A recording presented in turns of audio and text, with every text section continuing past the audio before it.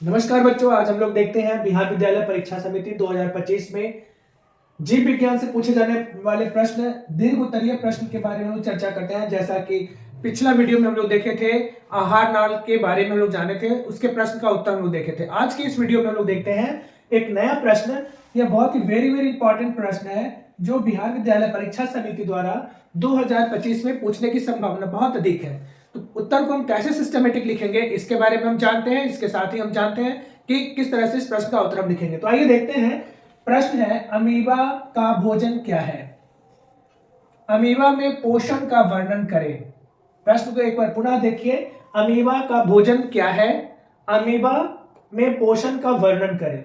इसका सटीक उत्तर डिस्क्रिप्शन के साथ और डायग्रामेटिक प्रेजेंटेशन के साथ कैसे लिखेंगे इसके बारे में जानते हैं। तो देखिए उत्तर कैसे लिखेंगे। सबसे पहले लिखेंगे अमीबा का भोजन, लिखकर डैश। अब अमीबा क्या खाता है तो उत्तर में लिखेंगे अमीबा प्राणी संपोषी विधि से पोषण करता है।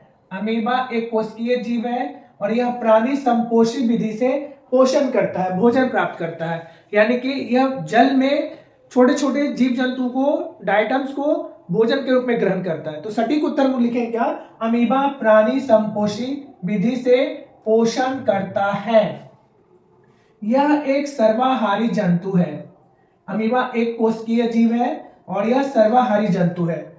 अब इसके भोजन के बारे में चर्चा करते हैं। तो क्या दिया? इसका भोजन जल में तैरते हुए जीवाणु, शैवाल, डायटम आदि के सूक्ष्म जीवों के रूप में होता है। यानी अमीबा जो भोजन करता है ना, उसमें भोजन के रूप में जल में तैरते हुए जीवाणु को या फिर शैवाल और डायटम इत्यादि सूक्ष्म जीवों को यह भोजन के रूप में ग्रहण करता है। इसे भोजन ग्रहण करने के लिए कोई विशेष अंग नहीं होता है। यह अपने कूटपाद यानी शिष्ट को तोड़ करके भोजन को ग्रहण करता है। आगे इसमें लिखेंगे सूक्ष्म जीवों को निगलने की विधि फैगोसाइटोसिस कहलाता है। ऑब्जेक्टिव में भी आता है कि अमीबा जिस विधि से भोजन को निगलता है वह क्या कहलाता है। तो यहां पर हम आराम से इसका उत्तर देंगे कि सूक्ष्म जीवों को निगलने की विधि फेगोसाइटोसिस कहलाता है। यह शरीर के किसी भी सतह, अमीबा अपने शरीर के किसी भी सतह से कूटपाद यानी शिष्ट द्वारा भोजन ग्रहण करता है। यह अपने शिष्ट को तोड़ लेता है और तोड़ के भोजन को अंदर ग्रहण कराता है। तो यह क्या किया? इसमें लिखेंगे कि कूटपाद शिष्ट को तोड़कर भोजन को ग्रहण करता है। यहां तक हो गया, लिख लेंगे। इसके बाद अगला पॉइंट है अमीबा में पोषण का वर्णन करें। तो पुनः हेडिंग देंगे अमीबा में पोषण की विधि। तो पोषण विधि लिख के फिर डैश देंगे और लिखेंगे इसमें अमीबा में पोषण की क्रिया 4 चरणों में संपन्न होती है। यानी अमीबा भोजन को जो ग्रहण करता है और अपशिष्ट पदार्थ को शरीर से बाहर निकालता है, इसके कुल 4 चरण हैं। तो इस तरह से उत्तर में लिखेंगे। अब पहला लिखेंगे 1 नंबर अंतर्ग्रहण। पहला अंतर्ग्रहण लिखकर डैश। अब देखिए आइए इसमें क्या लिखेंगे, समरी के रूप में थोड़ा थोड़ा डिस्क्रिप्शन करेंगे। तो लिखेंगे जब अमीबा भोज्य पदार्थ के संपर्क में जाता है, यानी उसे अमीबा को पानी के अंदर भोज्य पदार्थ मिलता है। क्या मिलता है? तो जीवाणु, शैवाल या डायटम। तो जब वह उसके संपर्क में जाता है तो कूटपाद का निर्माण करता है। ये देखिए ये कूटपाद हो गया, शिष्ट इसी कूटपाद का निर्माण करता है। यह भोजन को अंतर्ग्रहण करता है, शिष्ट को तोड़ देता है और लूप बना करके भोजन को इस तरह से लूप बनाकर अंदर ले आता है। इस तरह से लिखेंगे कि यह भोजन को अंतर्ग्रहण यानी कूटपाद बना के गया और उसके बाद जीवाणु को, शैवाल को यह अपने कूटपाद के अंदर प्रवेश कराएगा, शिष्ट को तोड़ के भोजन को अपने शरीर के अंदर प्रवेश कराएगा। अब 2 नंबर देखिए पाचन यानी डाइजेशन की क्रिया कैसे होती है। तो अब इसमें हम लिखेंगे अमीबा में अंतःकोशिकीय पाचन होता है। बहुत इंपॉर्टेंट है। अब पाचन की क्रिया कैसे होगा? तो अमीबा में अंतःकोशिकीय पाचन की क्रिया होता है। कोशिका के अंदर ही अब शिष्ट तोड़ के शरीर के अंदर भोजन को प्रवेश कराया, अब वहां पर इसका पाचन का क्रिया होगा।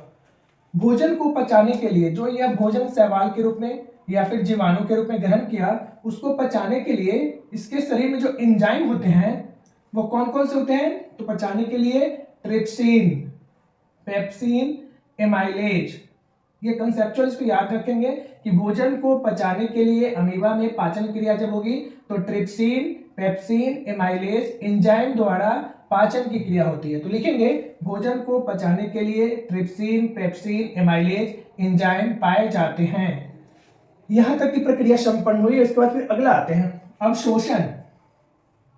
अब पचा हुआ भोजन जो यह पचा लिया, पहले अंतर्ग्रहण किया फिर पाचन किया, अब पचा हुआ भोजन शरीर के अंदर जीव द्रव यानी कि प्रोटोप्लाज्म में बदल जाता है और शरीर में यह प्रवेश कर जाता है।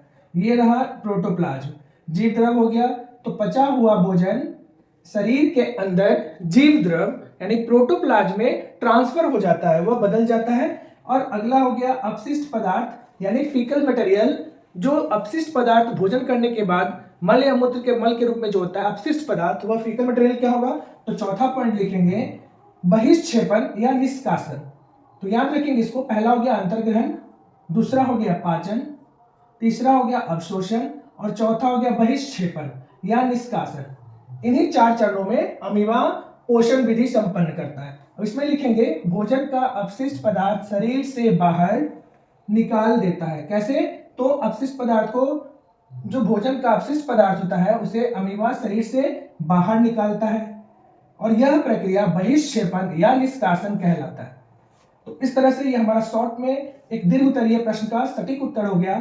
उसके बाद नीचे पैराग्राफ चेंज करके लिखेंगे उपर्युक्त प्रक्रिया द्वारा अमीबा में पोषण विधि संपन्न होता है।